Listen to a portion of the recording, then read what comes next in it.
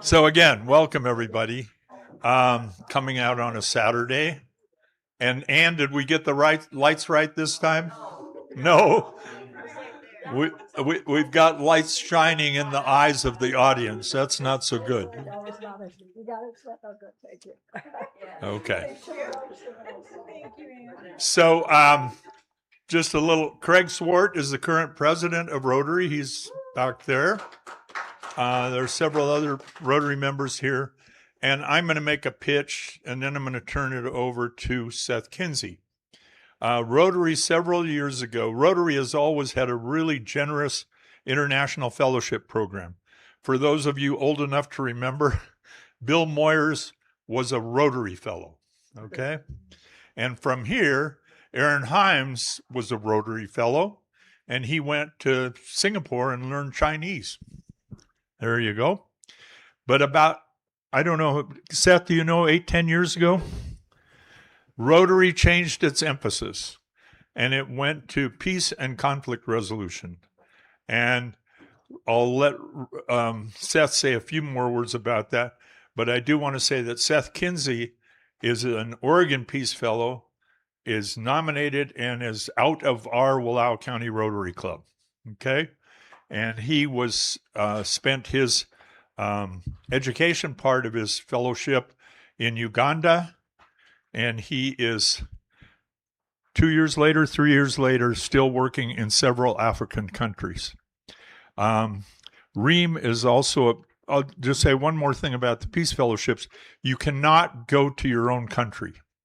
I think we're in America now, we're Duke and USC? Just Duke.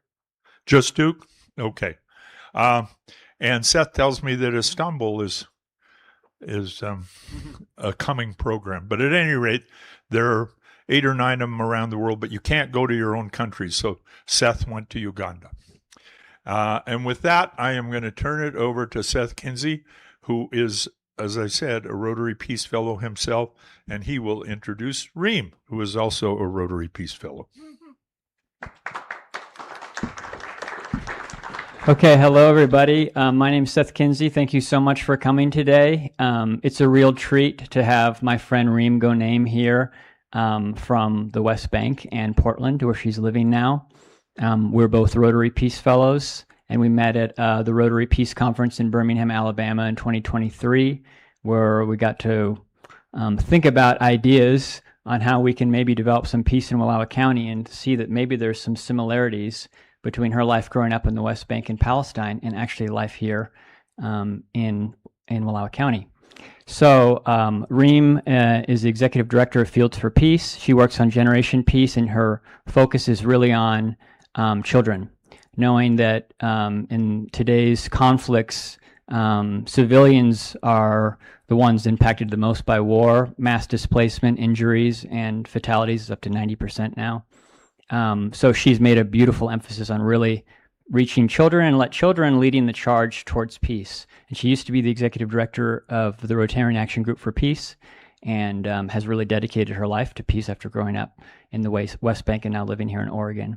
So today we're going to have just a conversation. I'm going to kind of interview her, and we're going to talk back and forth about what life was like growing up in Palestine. It's really a rare treat to have someone from Palestine here, and how she made her way to being a peace activist with that background, and what it looks like to be a peace worker in today's age. So Reem, thank you for being here. It's a real pleasure. Seth. Thank you all for welcoming me back to St. Joseph. I met some of you a year ago, and I'm happy to make new friends. And yeah, I'm excited about our conversation today, Seth. So will you just tell us a little bit about growing up in Palestine as a child or a teenager, and what it was like? You talk a little bit about how privileged you feel as a Palestinian to grow up in a culture that's so welcoming and generous. And yet when we think of Palestine, obviously we're thinking of so much oppression out there today, and how you mix those two together. Absolutely. I think when you grow up in Palestine, you are connected to community values, to family. You're surrounded with inspiring stories. And I can start with one that I was exposed to growing up.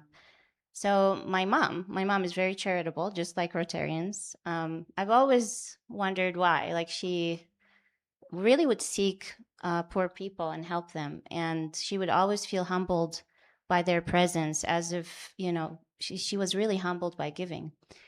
And she would always tell me the story whenever I wonder. It's always inspiring. It always makes you in awe, like why you're helping somebody. And she would recite the story of my grandfather and my grandmother. As a child, she witnessed my grandmother, cooking for 9 children. Barden, my mom and her family are refugees from 1948. So they lived really in a new town. They are refugees. They're struggling. So they're not really well off. And their neighbor was a widow with 4 children. So my grandfather, one time she's sitting in the kitchen and my grandmother's cooking for 9 children. And so my grandfather asks my grandmother, did you pour food for our neighbor and her orphan children? And she said, I will, after our kids eat. And my grandfather's response was really assertive. And he said, the orphans don't eat the leftovers.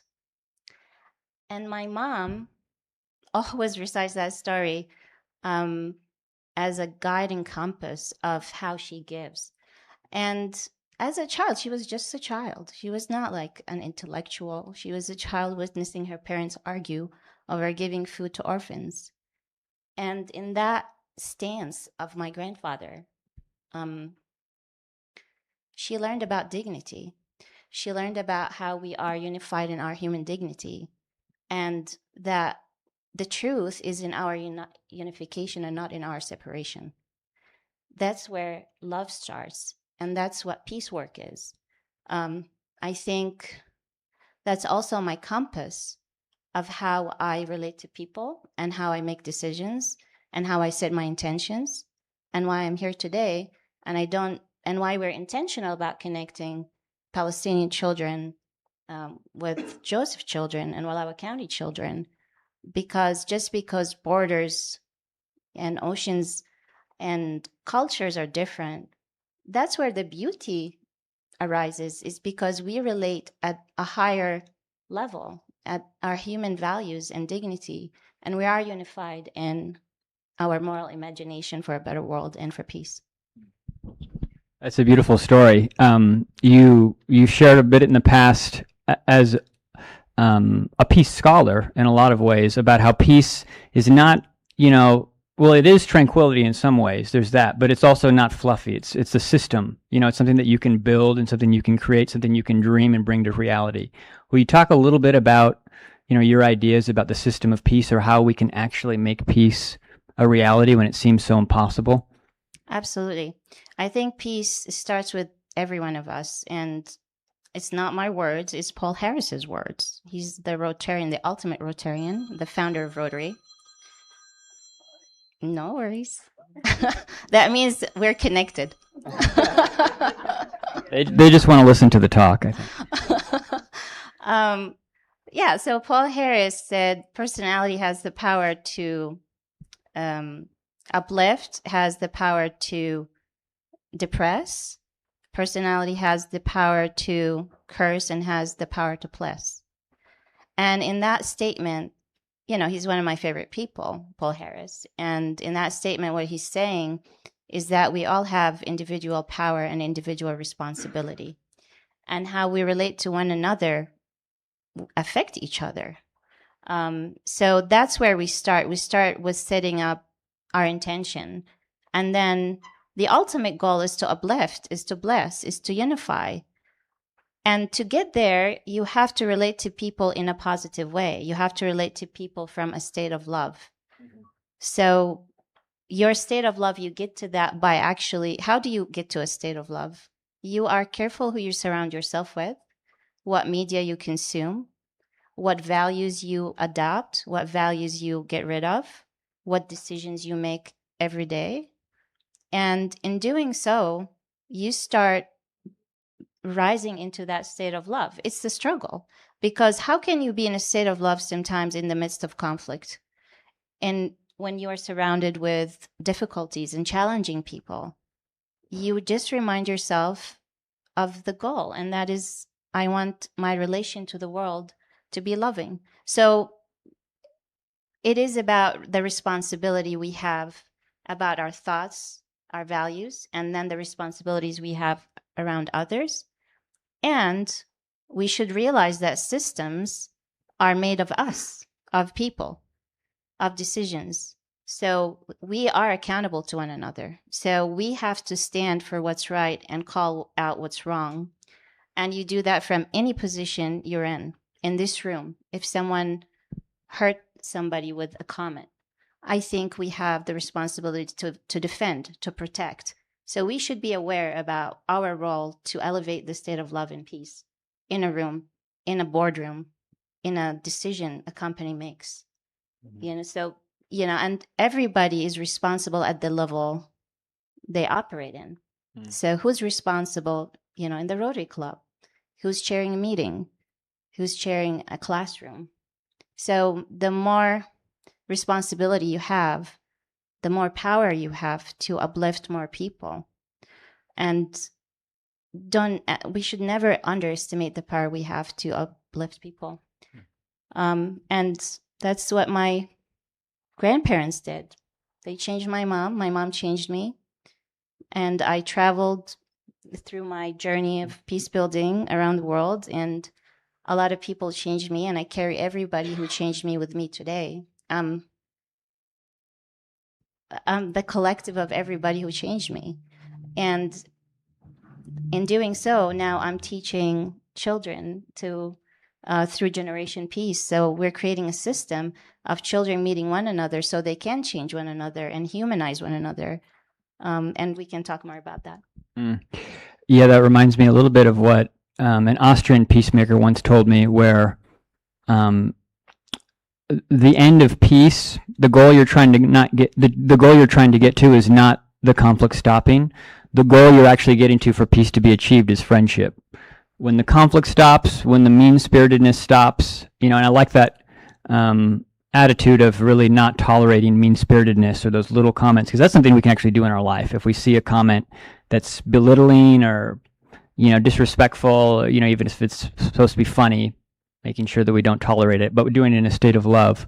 But knowing that at that place, we're still not at peace. Peace is a friendship, seeing ourselves in others, that friendship, I think, is there. I want to step us back a little bit too. Will you just, I'm sure people are interested in generally, what was it like growing up in the West Bank? Did you find it to be extremely difficult? Was it just, do you get through life, not really worrying about all these systems where you can't really be free to do the things you want? Will you try to paint a little bit of a picture for us? It was difficult in many ways. And so that's why people kind of were forced to reflect on their inner power. It was difficult because I had to go through checkpoints to go to school, to hospital, to meet friends, military checkpoints. It was difficult because you've seen friends tell you their home was demolished, or your friends, you attended funerals of people your age who were murdered by the military. You just were treated differently. You were dehumanized on a daily basis because you had a different ID color than Israelis, and you had to use different roads. So structurally, you're constantly reminded of that you are less, and you're treated with domination and humiliation. And that made me realize what freedom is. Freedom is in the mind. Am I going to succumb to that oppression and let it define how I relate to other people and spread the domination? Or I am above that and I choose to not let that define who I am, and I rise above that. And actually, an example of that is when you start thinking about things in that sense of separation and unity, you can look at B'Tselem, the Israeli Human Rights Center. It's an Israeli human rights center. So that's a group of individuals who are responsible towards humanity, first and foremost, who document violations of human rights against Palestinians. They are a group of Israelis. And when you start seeing, not through hate and fear, you start seeing the truth. You start seeing, recognizing peace in others, even if the label, an Israeli might seem, a negative to a Palestinian. But when you start seeing beyond the labels, you would see people's hearts, and you start seeing that some people choose to let domination represent them. And I think that's very important to recognize. And we've seen that in Generation Peace, actually, our program. A Jewish American child met with a Palestinian child, and she expressed that the domination of the Israeli state does not represent her heart as a Jewish American child. And the Palestinian child said, no good heart wants to hurt children. So there was this reciprocal recognition that children are teaching us adults and reminding us that domination does not represent the heart, and we have power over that, and for them to connect despite the separation caused by oppression and domination.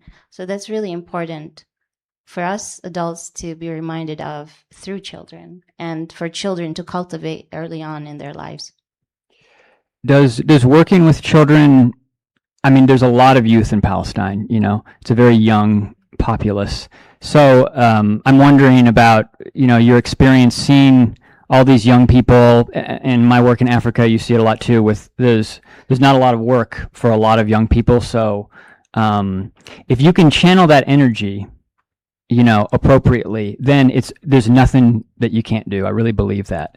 But if you get lost in listlessness and hopelessness, then it can be really dangerous. So do you feel like working with children is a decision you made because you really feel like that's the avenue towards a hopeful future, or is it just something that you found personally because you're around so many kids and you wanted to affect them? No, it's very intentional. When you grow up around violence, you become fluent on violence, not because you want to be violent, but because you really understand the anatomy of violence. You understand how it operates. You smell it, you feel it before it even is in the room. You have to develop those survival instincts, whether you like it or not. And so because you're an expert in violence, you start understanding the violence is a system, back to systems. It's a very smart system. It uses information, infrastructure, people, decision makers. And you start really understanding it in the world when everybody else might not be able to. And that's part of the responsibility. You have to understand it. So then, how do you counter systems of violence? You can't, as an individual impacted by violence, to overpower the violent system. Systems are so powerful. So we should, as peace builders, be intentional about creating peace building systems, infrastructure for peace. Intentional infrastructure for peace, communities for peace, language for peace. That's why peace education is very important. We should empower systems of peace, and Generation Peace represents that for me, because it's an avenue for children to not resort to violence and to experience empathy instead of hate, and have a different way of seeing relating to the world. Because Palestinian children, for example, the world relates to them through violence. They see it, like American bombs, hateful rhetoric. So when they see friends across borders extending empathy in the most adorable, beautiful ways, it uplifts them. It reminds them that domination is different from people's hearts. and government is different from people, and people have power to take different avenues. So yeah, nonviolence to me is being intentional about creating pathways to peaceful ways of challenging systems that the likelihood of violence erupting is less. So less people are choosing to be cornered into responding in violent ways. I remember last year when you came and spoke for a Rotary dinner, you talked about how you don't judge people who make violent choices, even though you know that peace is the most successful. It's one reason why you choose it. It's not only smart for your soul, but it actually works because also if you see people who are backed up against a wall and they have no choice, like a bug about to be squashed, what are you going to do? You're going to try and fight back, even if it's futile and it will lead to more suffering for other people. That's something you must have seen time and time again growing up. Will you talk a little bit more about that? And, because some people won't make that choice. Some people will say, well, I have to fight back. It's my only option. That's a limiting belief. I think I was reminded it is a limiting belief because of the children of Generation Peace. So here's a cute story for you. So a Palestinian child in Generation Peace program shared how she can't go to the sea. She can see the sea, but she can't really go because she's not allowed because of the borders, which is sad. So she's sharing that, and an Oregonian child, their experience is that we go to the ocean, the Pacific Ocean, it's very accessible. So he saw her limitation as a trigger for his imagination. And he said, oh, maybe we should create a teleportation machine so you can come over and experience the Pacific coast, Pacific North coast, Oregon coast. So I would say that is such a beautiful story. It's adorably impossible maybe for him to create that. But imagine this child growing up to be an Oregonian with a friend from Palestine who probably have never seen or got to experience the beach. And maybe it's not a teleportation machine. Maybe it's a home to host that friend and go on an adventure on the beach. So yeah, those are the kinds of stories that we need to remember, that as adults we might resort to defeat and resort to, this is a political solution, but no, it is a human solution. And we should have that moral imagination to imagine a different reality. And slowly but surely we will get there in one way or another. One thing I've really learned about working in Malawi is you have these people who are dealing with really difficult lives that we don't, even the roads are really bad, very simple things. Power goes out every day, it's just hard to do the day-to-day things. Yet, I can't speak about everybody, but so many people I met there are more optimistic than a lot of people here, where we're stuck in some sort of strange existential dread that we don't quite know how to get out of. So do you consider yourself an optimist, and is it optimism about the heart of humanity? Is it optimism about international systems that are going to get better and everybody's going to be free? How do you think of yourself that way, and where does that optimism or pessimism go? I'm very optimistic because really we experience that optimism every day. Whenever you go to bed, you turn the lights off, and if someone goes to the bathroom and there's a creak of light, wakes you up, or because the light, even if it's very small, it really breaks darkness, and darkness become not useful. So as long as we're speaking up for peace, as long as we're doing work for peace, as long as there is a ray of light out there that we all carry, each one of us, and collectively at all levels, darkness is really weak. And oppression and domination is weak. When you really think about it, there's all this hard work and mental gymnastics and systems, and it has to work so much to sustain itself. Is against nature, is not sustainable. So if we go back to our beautiful nature, to be in a state of love at all levels, I don't think domination can stand for long. And if you look at history, that's what happened with South Africa. It became, the apartheid was too costly that they had to sit at the negotiating table with Nelson Mandela. And Nelson Mandela had leverage to advocate for a reasonable solution. I am optimistic because humanity is intelligent. We're not, and I do believe intelligence over time has proven to create the world we're in today. We don't have slavery. Our trajectory over history has been that we are improving. And it's evident that we have made smarter choices over time. And hopefully we will continue to be intelligent together and choose to make it really costly for violence to sustain itself by coming together. Let's go back to your journey a little bit, because somehow you ended up here in Oregon. And was this departure away from the West Bank happenstance, or was it like, no, I want to study more about peace and conflict systems so I can be a better peacemaker for my family and my community? You know, how has it sort of settled itself into you being here?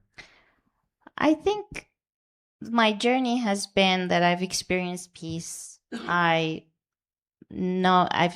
studied peace. So, growing up in conflict and having to experience the response to that by choices, and then going to Duke UNC as a peace fellow and learning about the frameworks of peace. There's a lot there, and research, and then coming to Oregon and working to build peace systems. I just came back from the celebration of life of Mike Caruso. A lot of you might know him. I want to just acknowledge his spirit, beautiful spirit. He built a lot of wonderful projects, including the Peacemaker Club's global network now. And recently, we're now learning, we're teaching peace to children. So this arc has been inspired by experience, cultivated and nurtured by, or grounded in studies, and nurtured or evolved through practice. And now I'm trying to empower other children to access peace earlier in life. I mean, I was 26 years old when I first learned about frameworks of peace. Imagine if I started sooner, and imagine if more children and more people got exposed to concepts that empowers them to be able to nudge systems around them peacefully and nonviolently. And how is your work, taken by your community back home, knowing that you're doing all this amazing peace work? Are they so proud of you? Are they, by the way, Reem can't really go back right now, and you can't really leave the country. Is that, yeah. So, not because of my people. Yeah, no, but that's because of you know who. Yeah. Yeah. So there must be some of this sorrow in your heart, knowing, however, I want you to answer how your community is taking your work, but also knowing that you're waiting to return home. They're very proud because Palestinians' voice is hijacked by narratives in media and by the violence. Violence is loud, but the loudest voice in the room is not necessarily the truest voice in the room. And so when I speak and show up wearing my embroidery and Palestinian jewelry and the keffiyeh, this represents their identity. As I said, I carry people with me when I'm here, and heritage and history. So in a way, they feel that they are seen in a human light. I'm allowing others to see them in a human light. Mm-hmm. I'm sharing Palestinian food with my friends. I try to represent them fully as a human story every way I can. And we're here in the cultural center. Palestinians are artists and scientists and thinkers who influence not only Palestine and the Arab world, but even the U.S. We have the Naife brothers. You can look them up. One of them, actually one scientist, Naife brothers, was I grew up in Tulkarem, my city, and went to the same high school as my dad, the Fadiliya High School. He won the Benjamin Franklin Award for Science in the United States, the same award shared by Albert Einstein. His other brother was very influential in NASA. They grew up in my, according to the European Commission, marginalized city, they call it. So basically, when humanity gives Palestinians a chance to be seen, to interact with Palestinians, they thrive. And right now, the domination systems in place creates those barriers. And if my voice acts as a bridge, if my presence acts as a bridge, that makes them proud, makes them feel heard, and there's their voice in a different light out there in the world. Do you think there's anything in particular that they would want if they were here? Your friends and family were here. What do you think they would say to us here in Oregon? I think my mom would cook you matlube. Okay, good. I think my mom love language is food.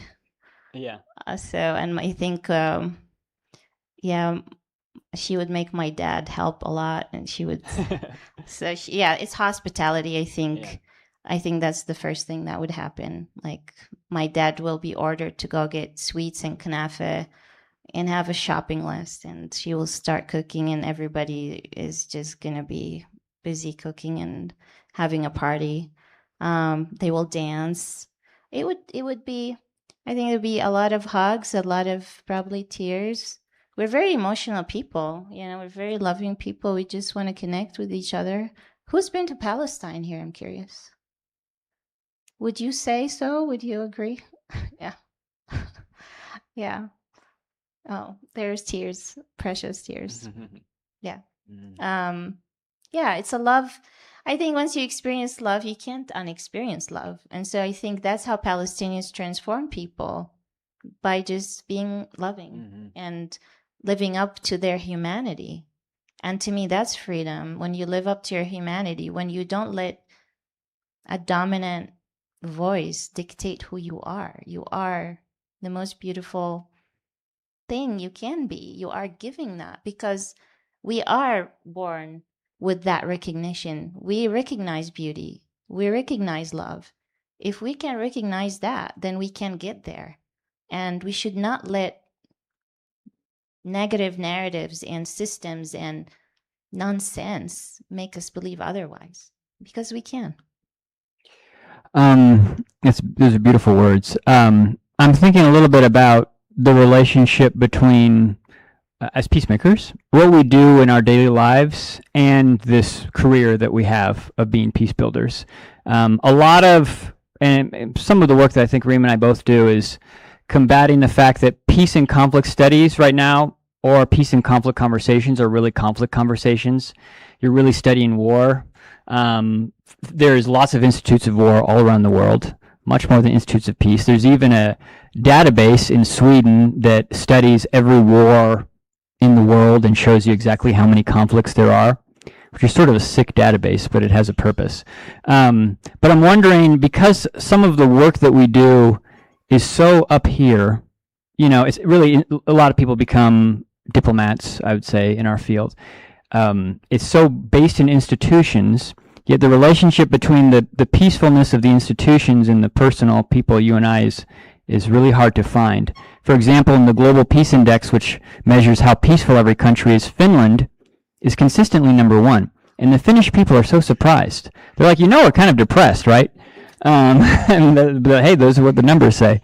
So, what is it about your, do you have to be very intentional in your personal life of the things that you do that keep you grounded, so you feel like you can do this work? Is that something you think about? Oh, yeah. I'm very intentional about it.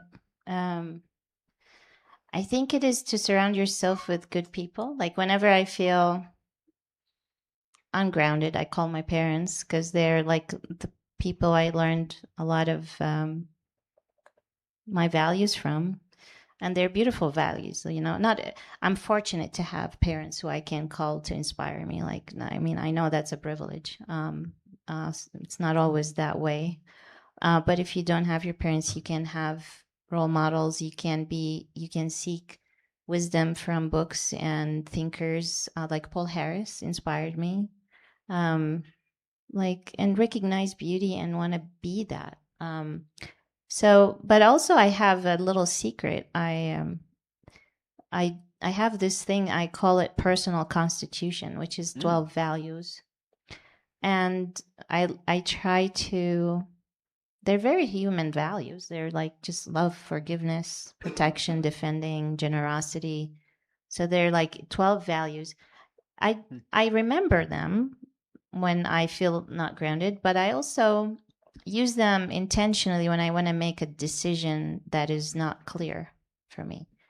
Because sometimes, when things get really hard and like vague, it's not black and white. So you need to have a system, a way that you can go back to. And I also consult people I trust their hearts and but more than that, I'm intentional about connecting to people in a loving way. Because to be in a state of love and you can't give and channel that love to other people, what's the point?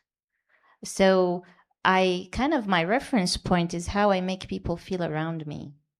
So my friends, if they're listening, if they're happy around me, if they want me around, that means I'm doing a good job.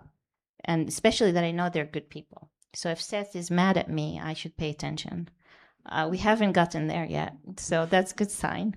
So I think you should have, see how you operate in the world and really have self accountability, because we should remember our responsibility towards others, and that we should also keep ourselves accountable and ask people we trust around us to keep us accountable. The most loving people give me tough love sometimes to make me see my own blind spots. And thanks to them, I'm a better person. I made better choices. But we should have the humility to know that we're not always right. And there's a margin of error that I might have misunderstood something and to have the power to correct course. Well, that's a beautiful portrait of yourself. I think there's a lot of healthy reflection and like, how am I actually acting around other people to know? And I love that idea of you need bad models that you can learn from growing up in an oppressive system, and you need good models that you can be inspired by. Yeah. Because there's if you don't know what's good and bad, and if you get a back loop from negative people, it could be abuse. You don't want to be under, so you need to be able to recognize. And the way to do that is to know if it's separation and unity, hate or love. It always, if it's beautiful, if it brings people together, like if Seth is telling me, Reem, whatever you did made me feel hurt and I just want to be close to you. And it's like, okay, at the bottom of this argument is that closeness. He wants us to be better friends. The alternative could be, I don't know, you suck and I just don't want to see you ever again. I was like, well, that's an indication, but it's worth a better investigation. I don't know if that makes sense. But the idea is you really need to know both good and bad and pay attention to the good and take it and leave the bad.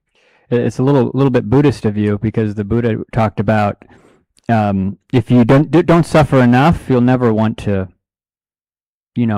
come into the state of love. But if you suffer too much, which happens around the world, and you're just constantly surrounded by pain and loss, then you don't also have the opportunity to, to be able to reflect on it, because you're just surviving. I have a new trick off my sleeves these days. I observe and I don't absorb. How do we do that? You have to be aware of what you're doing, especially for empaths. You have to observe and not absorb, because you have to be there for people who are not doing a good job too.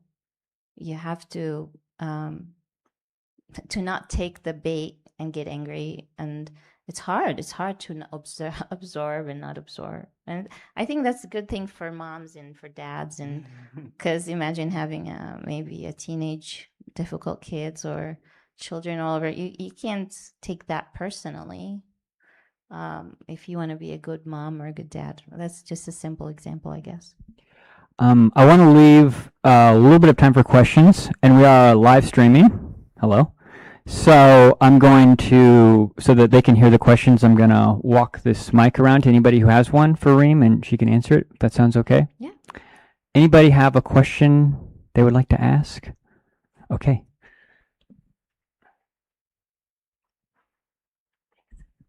Hi. I'm interested in the work you said you're doing with children Yeah. around this subject. Thank you so much. So we have this program called Generation Peace, and it's a program of Fields of Peace. It's a nonprofit based in Lincoln City. I operate from Portland, and it brings children from Palestine with children from rural Oregon and American children. And we hope to really start a program here in Joseph. We are in the process. We already talking to teachers, and we hope to make an exchange happen in the fall. We've done programs with children in Portland, but not really in Joseph. And I would love to expose children in rural Oregon to children from other cultures. And we're starting with Palestine. We're not ending there, but so Joseph would be very instrumental to the model, and it would be a pioneering example for other rural Oregon areas. So we hope to do that. Yeah. Thank you. Any other questions? Yes. You said you had part of your personal constitution were 12 values. Do you mind sharing those values? Yeah. Yes. I have to look it up. It's either 12. I don't remember all. I can. So I wrote them down because I have to remember them. But let me find them. Let's see.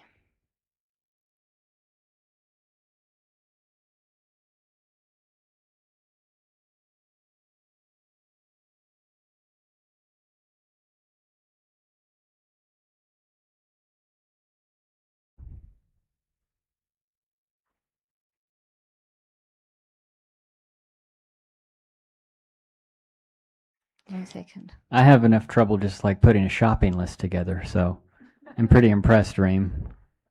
Does anybody else have the equivalent of a personal constitution? Yeah, I think it's rare these days. Here they are. It's peace, compassion, mercy, forgiveness, justice, protection, defense, knowledge, wisdom, generosity, love, truth. And those are actually inspired by a talk of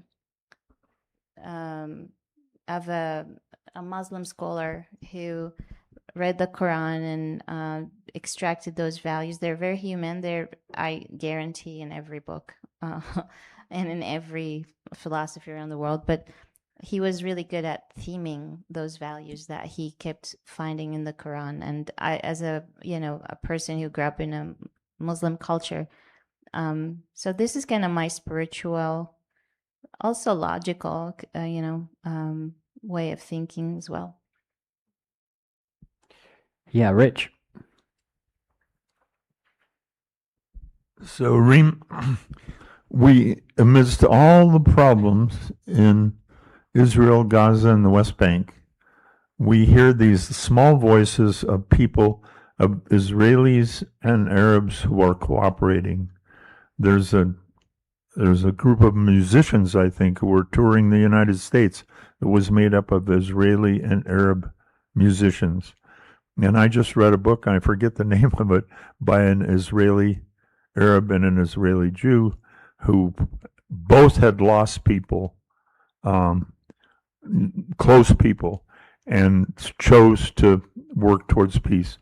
Are those programs loudly, are they acknowledged in Israel and in the West Bank, or are they all kind of under the radar?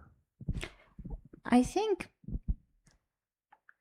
people people know about them, and but it's not the dominant experience from the Palestinian perspective. So it's unfortunately the minimal experience.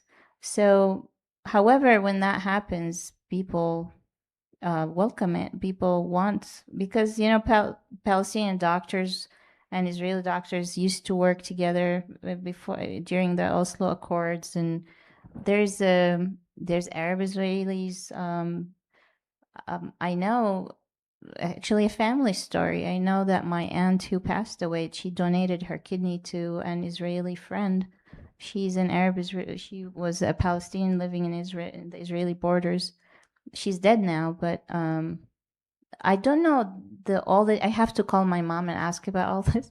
But what I recall is that she donated her own kidney to her friend Esther, her name, and her friend Esther, because they're humans, living together and around each other, and what brought them together was their shared values. So Esther paid back by being an amazing friend. I think her family ended up leaving Israel, but they were really nice friends, because their life just made them intersect somehow, and it was seeing the human first and foremost. I think any serious peace builder should put a humanity as the top priority. Like, that's more important than anything else. I think I've shared that story last year. I'm happy to share it again, of how my dad really, when I asked him as a child, at 9 years old, about the Hippocratic Oath, if he would treat an enemy soldier, as a 9-year-old, you're seeing all the oppression and the killing, and so without hesitation he said yes. And I was intrigued because, so I pressed. I said, why? And he said, because I'm a doctor and my job is to treat my patients regardless of who they are. And if my dad didn't do that, he would not be a healer. That would not be true to his soul or his values, and that would make the occupation win and evil win. I love my dad. I'm going to share something he shared with me. I said, one time, I just, a random phone call, I would call him and I would say, I'm preparing for this speech or that speech, and I'm just contemplating this question. So one question I asked was like, why we have to help people? Why we have to do this? Why do we have to bother? And his simple answer is, because not doing that is evil. Because it's just evil. Because we have a choice to make every moment. And making no choice is a choice. It's very simple. I like how my dad just simplifies it for me. I'm all over the place, and he's just like, it's just evil. You have to choose the right thing to do. Any other questions? Yeah, Clem. It seems to me that Netanyahu is really stuck in a rut for whatever he wants to do. No matter what happens, he's always comes back to the same center of his anti-Palestinian viewpoint and so on. Is there any promise or anything that you know of that could happen that might make him change his heart, or might make him some way become not the impediment that he really is, in my opinion? I think it's beyond the heart of this, because I think there's systems. We go back to systems, and I think the only antidote to what's going on is one word: accountability. Part of my value systems is justice, and there's global systems that acknowledge him as a war criminal, and he is a criminal, and he needs accountability. And it's up to us to empower, to have the will and come together and want to see that kind of accountability in the world. Because if someone like that goes unaccountable, can you imagine how many others we might have? And with one of them, the world is hurting. So God help us. Yeah. Yeah, one more. We're going to probably make this our last question, but you can always ask Reem questions after the event too. Thank you for this wonderful presentation. And so a little bit more information perhaps about your vision for the for children here in Wallowa County. You said Joseph, but would it be like within the existing school and curriculum, or would it be on weekends? And would it also include the other communities in the county? Because there's several schools. And would the focus, currently there's a big emphasis on competitive sports, but there's also a need for lots more for kids in arts and music and writing and that sort of thing. So I appreciate hearing more about that. Yeah, it's definitely not limited to Joseph only. It's including as many kids in Wallowa County as possible, and the teachers who are interested in exposing. It's really up to the teachers who want to expose their students to a cultural experience, to peace education. And it's really a collaborative process because we, in our field, we don't like to impose what we think is going to work in a community. We want to work with the community to understand the needs of the class and to co-create with the teachers. So really, it starts with the relationship with the school. We have some parameters in place to really encourage the arts and creative work and collaboration across have the children maybe co-create. So there's some menu of ideas that we present to the teachers, and then we decide, we make those decisions together collectively, and then we take it one step at a time and imagine the class with the teacher, because teachers have to juggle a lot of priorities and time. But it is usually a Zoom class. So every student, we encourage each student has their own technology or platform, and with the teacher present. So in the virtual room, because it would be nice for children to show their personal items, like their favorite teddy bear, or I don't know, their favorite video game. It's so cute what they show, like when they are allowed or present about their world and to each other. It's just more like a friendship. It's like a living room experience of community where children are dictating what adults, we're there just to facilitate and make sure the children have space to connect with one another. There's structure and there's intention and there's goals that we set with the teachers and the program. But at the end of the day, it's about just allowing the children this exposure to other friends. We've done some kind of pilots with it so far, and the kids are kind of the brightest of the bright. Are they all in Ramallah? Yeah. Yeah, in the West Bank, and they're really eager just to learn about what American youth do in their spare time. So we were thinking maybe they could learn the same curriculum. Could be about peace history, could be about sports, could be about anything, and then they kind of have an opportunity to share a little bit of a structure to share once they get together, every few weeks or so. So we've talked to some students, teachers at Joseph High School and in Troy actually, and some in Enterprise, to see if there's some interest. So that's our hope. I want to conclude the event, I think. Reem's going to be staying afterwards, so if you have any other questions or just want to meet her and say hello, she'll be happy to meet you. I want to thank the Rotary Club for making this our meeting. Thank you, Craig, for having Rotary come and putting this event on. I want to thank the Josephi Center for this beautiful space. Our building that'll have our new ceramic studio and meeting space will be done next month. So we can't wait for that. And of course, I want to thank Reem for coming here all the way. It's a real treat to have you. So just a joy to be able to hear your wise words and impart them to our little community. So thank you guys so much for all coming today too. Thank you. Let's give Reem a big hand, please. So for those, Oh yes, and this is a free event, but we would love donations. So there's a box right there. Please and thank you.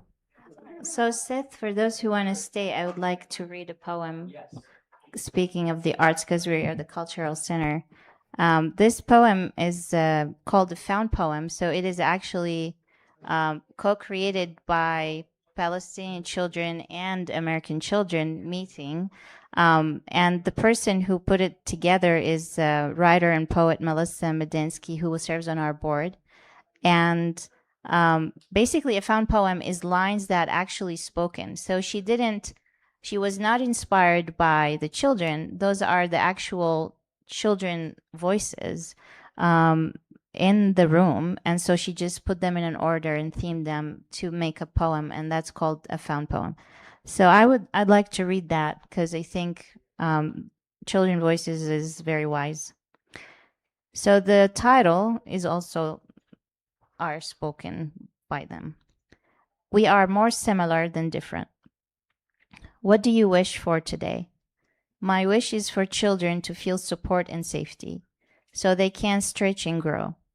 I wish for every child to be represented, to be safe and happy. I wish the world could create safety for children. I wish the world would not be ruled by money and power. I wish for all people to feel valued, safe, and happy. I wish for forgiveness and empathy in the world. What did you hear today? The sounds of an Easter parade in Palestine. A band of musicians and people marching through streets from point A to point B, playing music and singing. Stories of birthday dinners with friends, sleepovers and cakes, an appreciation of family celebrations. Laughter. Hearing that we are actually so much more alike than I thought. What did you feel today? It brought me joy to explain my Palestinian culture. Religion should be a way to connect us, not differentiate us.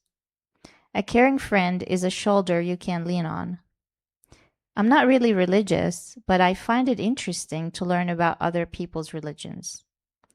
The U.S. participant proposing when he heard about a girl who could see the beach but not go there because of borders, a teleportation machine to show her the Oregon beaches. It is hard to see the beach but not feel the ocean or sand under your feet. This community is so important, I will be forever grateful. Always find the time for the things that make you feel happy to be alive. What did you see today? Images in little Zoom windows of coffee cakes and cupcakes made for this day that celebrated birthdays. A Palestinian girl responding to a U.S. girl who shared her sorrow wanted the Palestinian children to know that many Jewish people in the U.S. do not want war.